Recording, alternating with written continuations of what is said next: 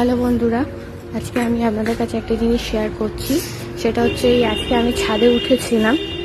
তো ছাদে উঠে দেখি আমার একটা পায়রা এই যে মাঞ্জার সুতোতে জড়িয়ে, কতটা সুতো দেখেছেন, আমি সব গুটিয়ে রাখলাম। এই এতটা সুতোর মধ্যে জড়িয়ে আমার একটা পায়রা মারা গেল।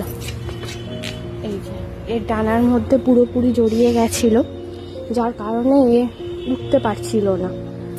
তো এখন এসে দেখছি মারা গেছে। তাহলে এর পরেও কি আপনাদের মনে হয় যে ঘুড়ি ওড়ানোটা ঠিক?